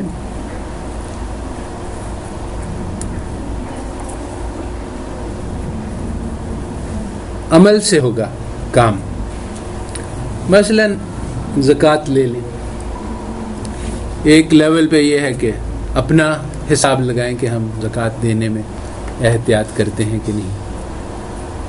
اور پھر یہ تو انفرادی ہو گیا. پھر اجتماعی یہ ہے کہ چونکہ ہم لوگوں کو امت کے طور پہ امر بالمعروف اور نہی عن المنکر کا حکم ہے، اس لیے ہمیں یہ ضروری ہے کہ نہ صرف یہ کہ اپنا کام کریں بلکہ آس پاس معاشرے میں جو لوگ ہمارے زیر اثر ہیں یا جو لوگ ہماری بات سنتے ہیں ان تک بات پہنچانا ہمیں فرض ہے کہ بھئی زکوٰۃ جو ہے وہ فریضہ ہے، اس کی ترغیب دینا، ان کو منانا، سمجھانا. جیسے صرف زکوٰۃ نہیں، ہر معاملے میں جیسے یہ لائن بنی ہوئی ہے، ایک آدمی جو ہے وہ لائن کاٹ کے اندر گھس گیا، اب کون اس سے لڑے، کون اس کو سمجھائے، خواہ کہ بدمزگی ہوگی، چلو اس کو کرنے دو. یہ ایک طریقہ ہے سوچنے کا جو عام ہے، اور جو صحیح طریقہ ہے وہ یہ ہے اس کو سمجھانے کے بھئی دیکھیں یہاں پہ جو لائن میں ان کا حق ہے، آپ نے جو یہ کام کیا تو ان کا حق مار لیا.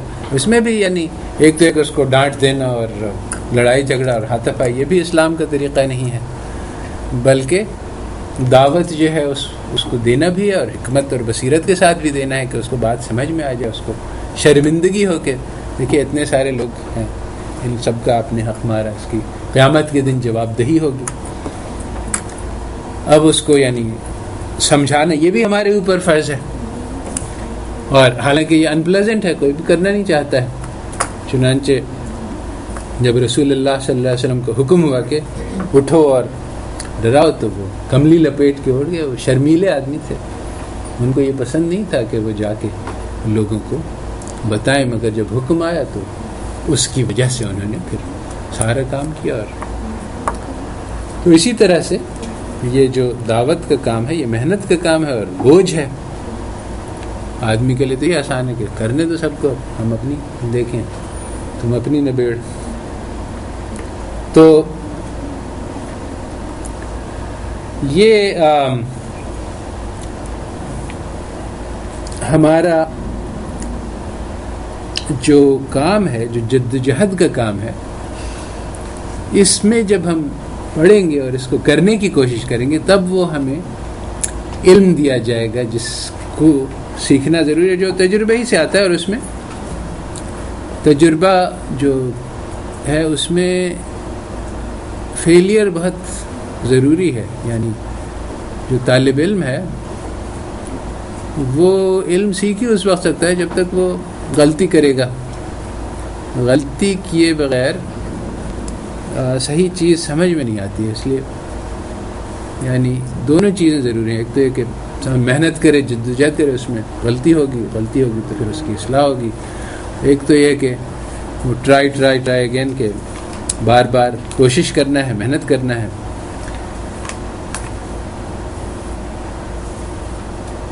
گریں گے پھر اٹھیں گے، پھر گریں گے پھر اٹھیں گے. تو اس طرح سے سیکھیں گے. جب آدمی لگا رہے گا اسی، تو پھر اس کو رہنمائی ہوگی.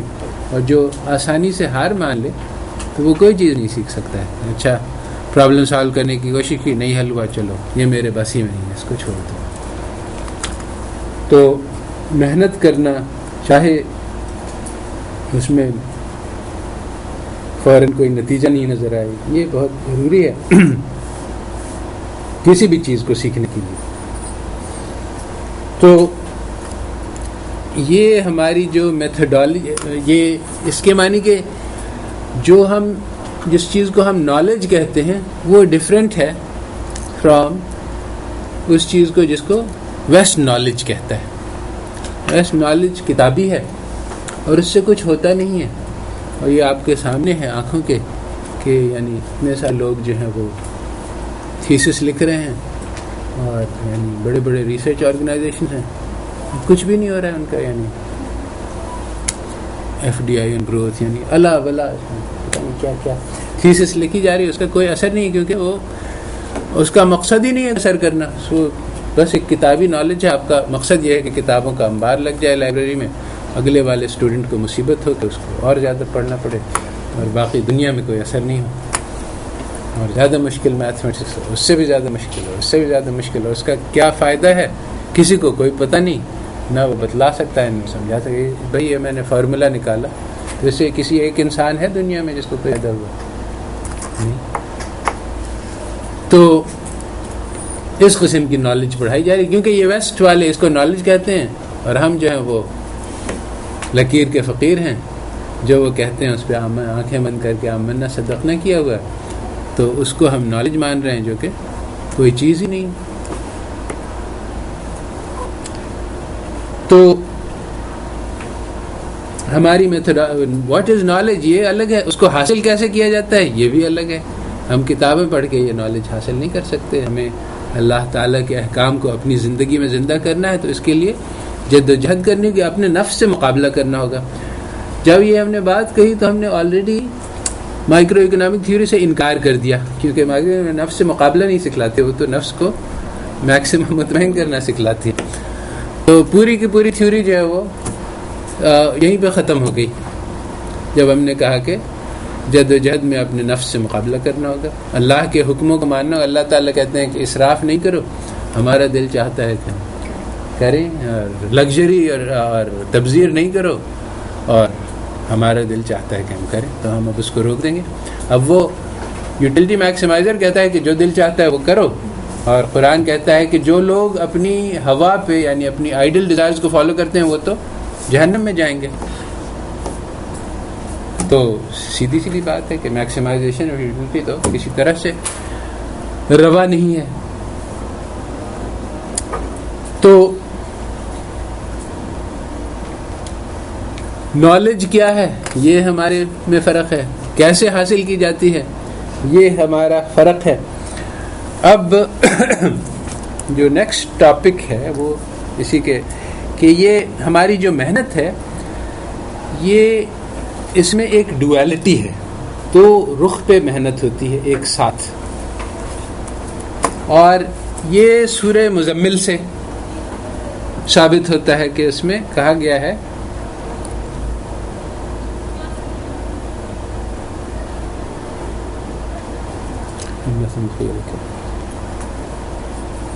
ان ناشئۃ اللیل هی اشد وطئا واقم قیلا ان لک فی النہار سبحا طویلا واذکر اسم ربک وتبتل الیہ تبتیلا. تو یہ کہا جا رہا ہے رسول اللہ صلی اللہ علیہ وسلم کو کہ دن میں تم بہت مشغول رہتے ہو تو راتوں میں اللہ تعالیٰ کا ذکر کرو اور تبتل الیہ تبتیلا.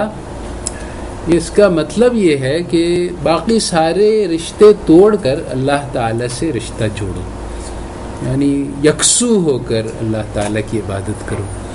اب دنوں میں کس چیز میں مشغول رہتے تھے رسول اللہ صلی اللہ علیہ وسلم؟ دین کی تبلیغ میں. یعنی یہ نہیں کہ کوئی غلط کام کر رہے تھے یا ہم لوگ جیسے کہ دنیا میں لگے ہوئے تھے. اس کے باوجود کہا جا رہا ہے کہ اچھا یہ دن کی محنت ہے, وہ بھی دین کی محنت ہے, اور رات کی محنت ہے. رات میں جو ہے وہ بس اپنا رشتہ اللہ تعالیٰ سے یکسوئی کے ساتھ جوڑو. یہ دن میں تو تم مشغول رہتے ہو دین کے کام میں. تو اسی طرح سے ہماری یہ بہت عجیب ہے, ہماری ساری یعنی ہم ساری دنیا پہ محنت کر رہے ہیں اور یعنی اصلاح معاشرے کی کوشش کر رہے ہیں, اور ہر فرنٹ پہ اپنے فیملی سے, اپنی اسکول میں, اپنی یونیورسٹی میں, اپنے دوستوں میں, اپنے ہر طرف ہمیں حکم ہے جو جو امر بالمعروف کا اس کو پورا کر رہے ہیں. مگر یہ ساری محنت کا صرف ایک ہی مقصد ہے کہ میرا تعلق اللہ تعالیٰ سے پیدا ہو جائے. ان صلاتی و نسکی و محیایا و مماتی للہ رب العالمین. تو میری نماز یعنی یہاں پہ عبادت مراد ہے, میری عبادت اور میری جد و جہد اور میرا جینا اور میرا مرنا سب کچھ اللہ تعالیٰ کے لیے ہے جو رب العالمین ہے. تو ہم جو ساری محنت کر رہے ہیں دنیا پہ کہ اس میں دین آ جائے, وہ بھی اسی لیے ہے کہ میں اللہ کا حکم کو پورا کروں تاکہ اللہ تعالیٰ مجھ سے راضی ہو جائیں.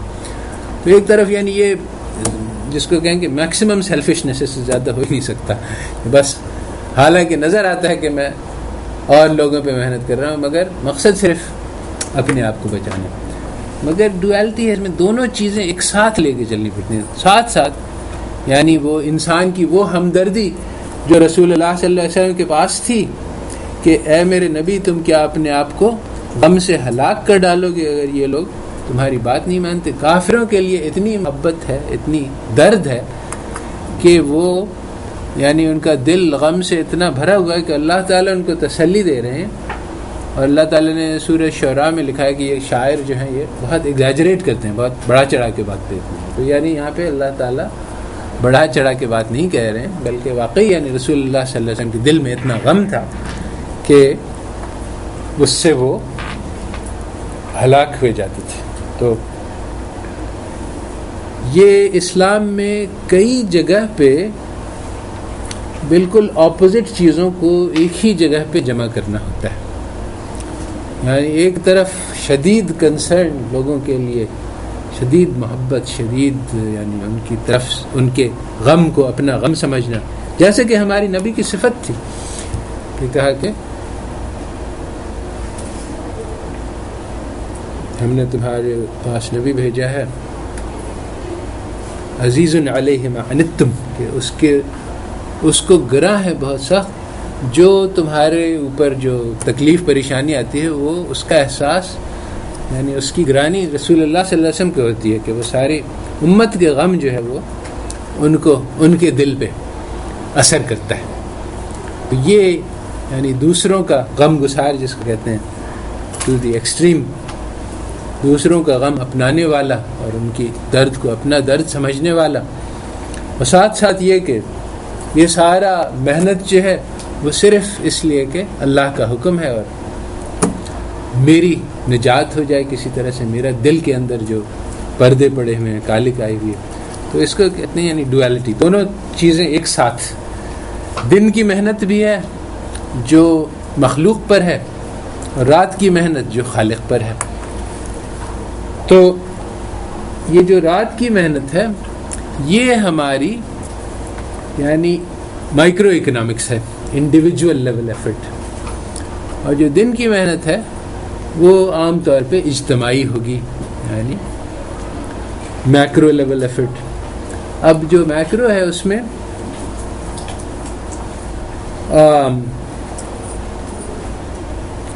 میں مختلف گروپس ہیں, اور یہ بہت امپورٹنٹ بات ہے اور سمجھنے کی بات ہے کہ پہلے تو انڈیویجول ہے, وہ تو خیر اس کے سارے احکام ہیں جو ابھی ہم تفصیل میں نہیں جا رہے اس کی. دوسرا پھر فیملی ہے, کلیئر ڈیفائنڈ ہے کہ یعنی بچوں کو ماں باپ کی اطاعت کرنی ہے اور کیا کیا ذمہ داریاں ہیں, ماں باپ کی کیا ذمہ داریاں ہیں. تو فیملی جو ہے وہ بہت کلیئر اور ویل ڈیفائنڈ ہے اور اس کے پورے احکام ہیں. یہ سب سے چھوٹا ہمارا میکرو یونٹ ہے. اس کے اوپر پھر ہمارا پڑوس ہے, 40 گھر ادھر 40 ادھر. ان لوگوں کے خاص احکام ہیں جو باقی ساروں کے نہیں ہیں, بلکہ اتنے سارے پڑوسیوں کے احکام ہیں کہ کہا کہ ہم تو یہ سمجھنے لگے کہ اب ہمارے میراث میں بھی ان کو شریک کر دیا جائے گا, اتنے سارے حکم آئے. تو مومن وہ نہیں جس کے پڑوسی کو اس سے تکلیف پہنچے. تو اس کے پھر اور اوپر کے لیولز ہیں. اصل میں اسلام میں ایک انسٹیٹیوشنل سٹرکچر ہے جس کے ذریعے سے یہ کمیونٹی قائم کی جاتی ہے, اور یہ ہے سب سے پہلے تو مسجد ہے. وہ لوگ جو کہ مسجد میں نماز پڑھتے ہیں وہ آٹومیٹکلی ایک کمیونٹی بن جائیں گے. اب بات یہ ہے کہ وہ حدیث جو ہے کہ ما من اسلام الا اسمہ و ما من قرآن الا رسمہ, باقی رہ جائے گا صرف اسلام کا نام اور قرآن کی لکھائی.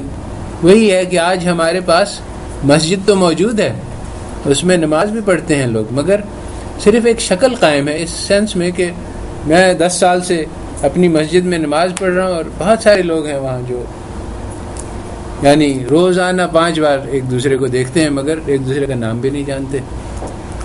تو یہ جو مقصد تھا کہ یہاں پہ ایک کمیونٹی بنے گی وہ تو فوت ہو گیا. یہ ایک شکل تو باقی رہ گئی رسم ازاں, روح بلا نہ رہی. تو اس کی جو روح ہے وہ نکل گئی ہے, وہ کمیونٹی نہیں ہے. اچھا، اس کے بعد جو اگلا لیول تھا وہ یہ تھا کہ ایک جامع مسجد ہوتی تھی. ہر مسجد میں جمعہ نہیں ہو سکتا ہے، بلکہ جامع مسجد کو بڑا ہونا ہے. تو ایک تو نیبرہڈ لیول کی کمیونٹی بنی تھی، پھر ایک ذرا سا بڑا یہ شہر کے لیول کی. اگر شہر بہت بڑا ہے تو اس میں سب ڈویژنز ہو سکتے ہیں. تو یعنی اس لیول پہ پھر کمیونٹی بننی تھی کہ ہر جگہ سے لوگ وہاں جائیں. تو جمعے میں یعنی یہ کمیونٹی تو دن میں 5 بار اپنے کمیونٹی سے ملاقات کرنی ہے. پھر ذرا بڑے لیول پہ ہفتے میں 1 بار. پھر یہ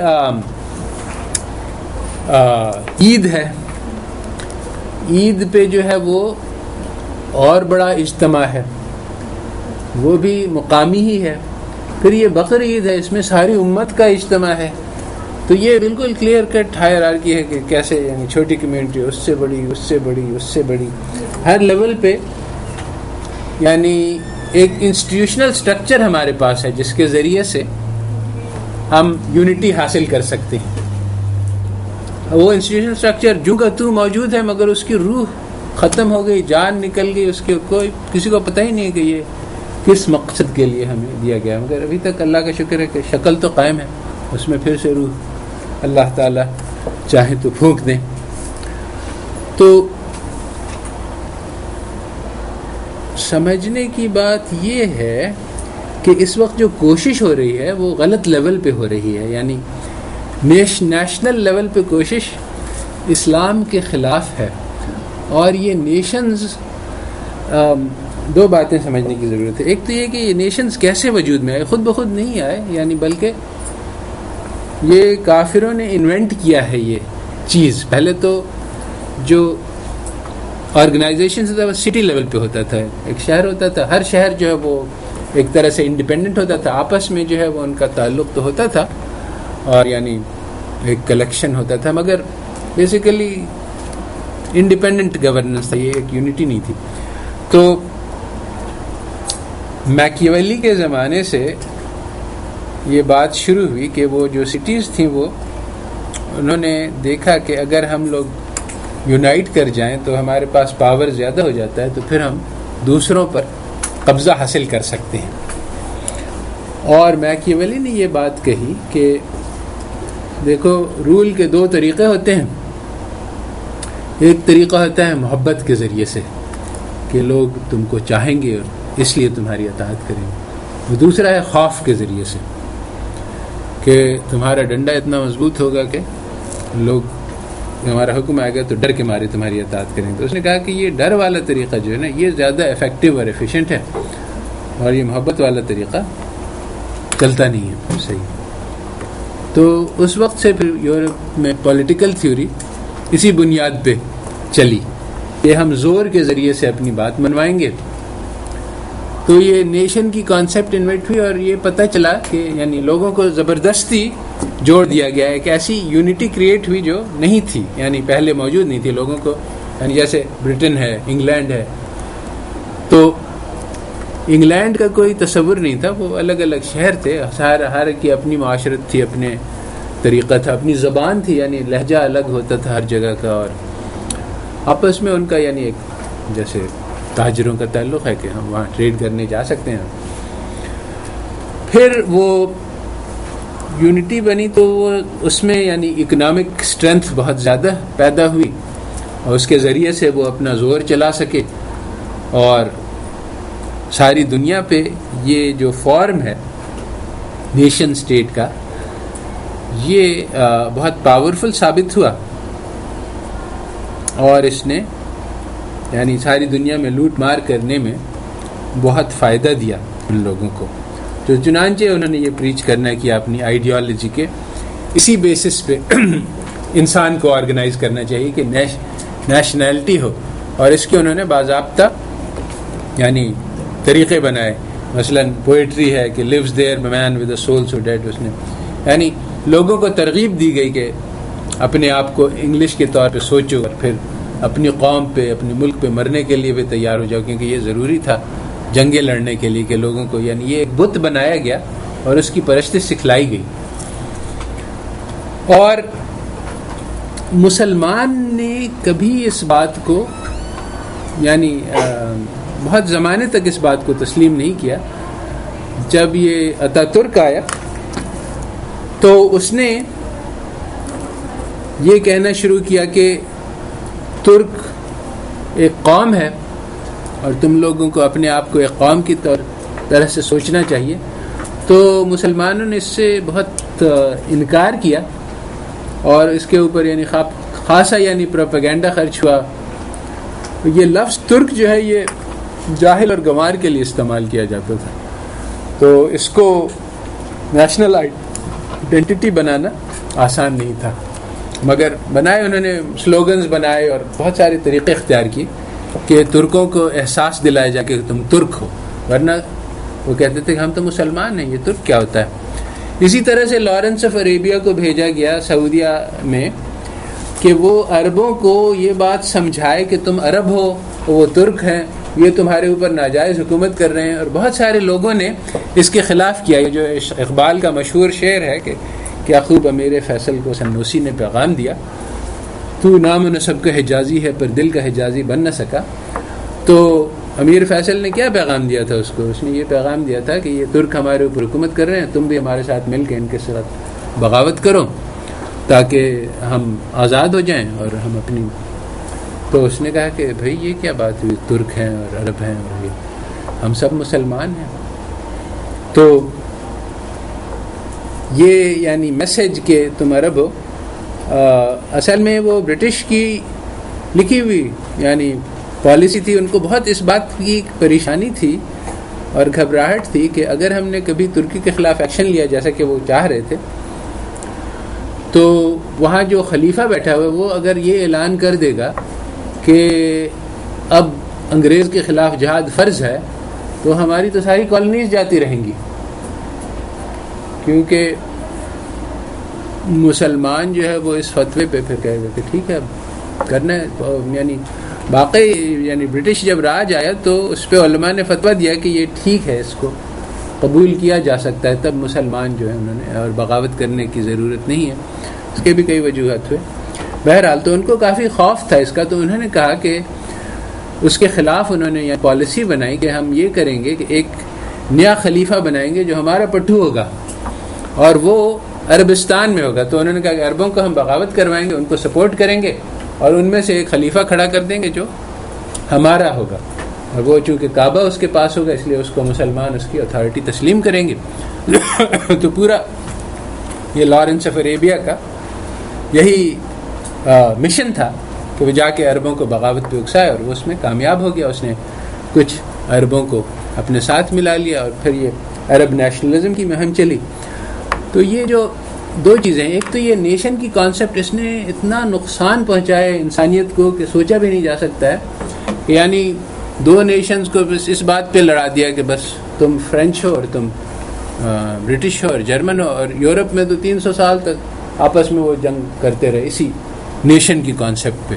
اسلام نے غیروں کے دل لا کے ملائے, اور ہسٹورین نے لکھا ہے کہ یہ اسلام کا بڑا کرشمہ ہے کہ اس نے آپس میں ٹالرنس پیدا کر دیا اور مختلف قبیلے اور مختلف زبان اور مختلف معاشرت سب کو شیر و شکر کر دیا. اور یہ کئی رائٹرز نے انڈیپینڈنٹ لکھا ہے, اور اس نے یہ کہا کہ آج بھی ہمیں اس کی ضرورت ہے, آج بھی ہم نے یہ بات نہیں سیکھی کہ کیسے ایک دوسرے سے انسان کے طور پہ برتاؤ کیا جائے. اس میں ایک اور بات ہے جس کی تفصیل میں جانے کا اس وقت موقع نہیں ہے, وہ یہ ہے کہ چونکہ یورپینز نے نیشن سے یعنی وہ اپنے دین سے انکار کر لیا, تو جب نیشن آیا تو انہوں نے کہا کہ ہمارے موریلٹی کیسے بنتی ہے. انہوں نے اس کا یہ جواب دیا کہ بھائی ہمارا نیشن جو ہے اس میں ہم آپس میں جس چیز پہ بھی اگری کرائیں اس کو کہتے ہیں سوشل کانٹریکٹ, وہ ہماری مورلز ہوگی. اگر ہم سب کہتے ہیں کہ سچ بولنا چاہیے تو یہ ہوگا, اگر ہم سب کہتے ہیں جھوٹ بولنا چاہیے تو یہ ہوگا. اور چنانچہ یہ نظر آ رہا ہے ہمارے, یعنی جب میں گیا تھا 1970s میں امریکہ تو پڑھنے, اس زمانے میں یہ ہومو سیکشوالٹی جو ہے یہ ایک جرم تھا قانونی, اور ایک بیماری تھی. ایک کتاب ہوتی ہے لسٹ آف ڈیزیز سائیکولوجیکل, اس میں اس کا نام آتا تھا کہ بھئی یہ ایک ذہنی بیماری ہے, اس کو کیسے اس کی علاج کیا جاتا ہے. آج 1990s میں اس کے خلاف بولنا جرم ہے اور یہ نارمل بات سمجھی جاتی ہے اور شادیاں ہو رہی ہیں. تو یعنی بس مورالٹی کا کوئی ایبسولوٹ سٹینڈرڈ نہیں ہے, ہم آپس میں جو بھی طے کر لیں وہ ہماری مورالٹی ہے. چنانچہ اس کے دو نتیجے نکلے. ایک نتیجہ یہ نکلا کہ نیشن جو ہے ایز اے ہول, اس کا جو لیڈر ہے, جو بھی وہ اس کے اوپر مورالٹی کا اطلاق نہیں ہوتا, کیونکہ وہ مورالٹی بناتا ہے, وہ قانون ساز ہے. اگر وہ ڈکلیئر کر دے کہ یہ مورل ہے تو اس کے اوپر تو کوئی مورالٹی لاگو ہی نہیں ہوتی. اور جنگ میں بھی کوئی مورالٹی نہیں, کیونکہ اگر کوئی نیشن آپ کے اوپر قبضہ کرے تو آپ کا پورا طریقہ زندگی ختم ہو جائے گا, آپ کی مورالٹی ختم ہو جائے گی. تو اس کو برقرار رکھنے کے لیے ہر چیز جائز ہے. تو چنانچہ انہوں نے یہ کیا, یعنی کروڑوں کا قتل جائز ہے, کیونکہ اگر یہ لوگ غالب آ گئے تو ہماری یعنی مورالٹی کا جو ڈیفینیشن ہے وہی ختم ہو گیا, یعنی وہ اپلائی ہی نہیں کرتا ہے. تو یہ دو بہت بڑے بڑے نقصانات تھے جو نیشنز کے کانسیپٹ سے پیدا ہوئے. آج ہم اسی کی اتباع میں چل رہے ہیں. اور رسول اللہ صلی اللہ علیہ وسلم نے جب کسی نے پکارا کہ یا انصار, وہ وہاں دو قبیلے تھے جن کی لڑائی چلتی رہتی تھی, تو اسلام کے بعد بھی کچھ لوگوں نے بھڑکانے کی کوشش کی, تو رسول اللہ صلی اللہ علیہ وسلم نے اس کو بہت سخت برا منایا اور بہت اس کے خلاف ایکشن لیا کہ یہ الیجنس جو ہے یہ اسلام نے مٹا دیا ہے, اس میں اس بیسس پہ یونائٹ نہیں کرنا. تو ایک تو بات یہ تھی, اور دوسری بات یہ تھی نیشنز کے بارے میں کہ خاص طور پہ جس کو کہتے ہیں ڈیوائڈ اینڈ کانکر, ہم سب نے پڑھا تو ہے کہ یہ لفظ کہ مسلمانوں کے اوپر کافروں نے کیسے غلبہ پایا.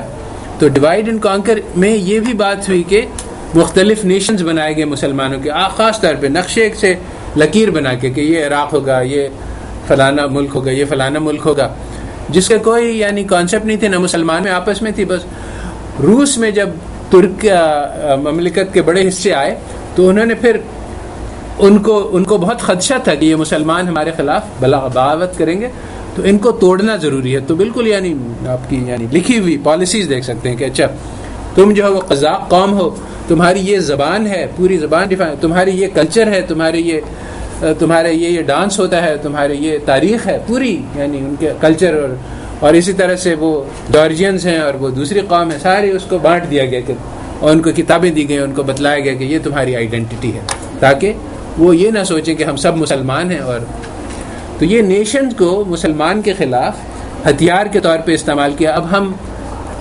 چمپو بنے ہوئے اسی کو پہ چل رہے ہیں. جو رسول اللہ صلی اللہ علیہ وسلم نے ہمیں وحدت عطا کی ہے وہ امت کی ہے. تو جس طرح سے ان لوگوں نے نیشن کو ایجاد کیا, آج ہم لوگوں کو پھر سے امت کو ایجاد کرنے کی ضرورت ہے, کیونکہ وہ تو ٹوٹ چکی ہے. اب ہمیں جس طرح سے انہوں نے ایک یعنی محنت کی, ایک چیز کو قائم کیا جو اس کا کوئی وجود نہیں تھا, آج امت کا کوئی وجود نہیں ایز اے پولیٹیکل. ایسی مسلمانوں کے دلوں میں تو زندہ ہے مگر اس کا کوئی ریالٹی میں. تو آج ہم لوگوں کو وہی ہمت دکھلانی ہے کہ ہم ان کے پیٹرنز, ان کے نقشوں کو توڑ دیں, اپنے نقشے خود بنائیں, جیسا کہ مسلمانوں نے پہلے زمانے میں کیا. سر لیکن جب حضرت عمر رضی اللہ تعالیٰ عنہ کے دور میں فتوحات وغیرہ ہوئی تو بہت زیادہ علاقے جو مسلم مملکت میں شامل ہوئے تھے. سر وہ تو اپنے نام سے مطلب اگر شام کا کہا تو وہ شام کے نام سے ہی شامل ہوا تھا. سر قوموں کا کانسیپٹ حضرت محمد صلی اللہ علیہ وسلم جب آئے تھے مطلب تب بھی تھا, قبیلے ہوا کرتے تھے, پھر ان کو ملا کر جو ہے وہ ایک مسلم فارم بنائی گئی. اور مطلب سر یہ کانسیپٹ تو بہت پہلے تھا. دیکھو اللہ تعالیٰ نے قرآن میں لکھا ہے کہ ہم نے تمہیں قبائل میں بانٹا تاکہ آپس میں تم تعارف کے لیے, اس لیے نہیں کہ ایک دوسرے پر برتری جتاؤ اور ایک دوسرے سے اس بنیاد پہ لڑو. تو قوموں کی ایک آئیڈینٹی ہوتی ہے, اس میں تو کوئی شک نہیں, مگر جو ہماری یونٹی ہے وہ امت کے لیول پہ ہے. اگر ایک بھی جگہ کسی مسلمان کو دکھ ہوتا ہے تو سارے مسلمانوں کو اس کا احساس ہونا چاہیے. یہ وہ وحدانیت ہے جو کہ مطلوب ہے. اور باقی یہ کہ فرق ہو سکتا ہے اور شناخت کے لیے کہ ہاں فلانا شخص اردو بولتا ہے اور فلانا شخص جو ہے وہ اس قوم سے ہے, اس میں کوئی مذاق نہیں, ایز لانگ ایز یہ ہمارے آپس میں تفرقے کی بنیاد نہیں بنے کہ بھئی ایران اور عراق کی لڑائی ہو رہی ہے. یعنی کہ قوم مطلب ایک وہ جس طریقے سے نام سے پہچانا جاتا ہے وہ غلط نہیں ہے, بس یونٹی نہیں ہے وہ. بالکل ٹھیک ہے. تو یہ آج کے لیے سبحان ربک رب العزت عما یصفون وسلام علی المرسلین والحمد للہ رب العالمین. اچھا نیکسٹ ٹائم کے لیے یہ لیکچر تو ٹیپ نہیں ہے, نیکسٹ ٹائم کے لیے وہ لیکچر جو لیکچر 2 ہے جو western origins of social science, وہ سب کو دیکھنا ہے. اور actually that will take the place of the second lecture, کیونکہ میں موجود نہیں ہوں گا. یا تو اس کو اجتماعی طور پہ ہم لوگ یہاں ارینج کر سکتے ہیں کہ دکھلا دیں کلاس ٹائم میں, تو وہ عثمان ارینج کر لینا اس کا. ہاں اور سر یہ جو ابھی کے ہماری کلاس کے لیکچرز ہیں سر ان کو یہ ٹیپ ہے. سر یہ بھی اگر آپ کو ہو جائے ہاں اس کو وہ عظما سے کہو تو وہ اس کو تم سٹاپ کر دو, ٹھیک ہے. اچھا تو باقی جو میل اسٹوڈنٹس ہیں ان کو اپنا اسائنمنٹ وہاں میرے سیکریٹری کو ہینڈ ان کر دیں.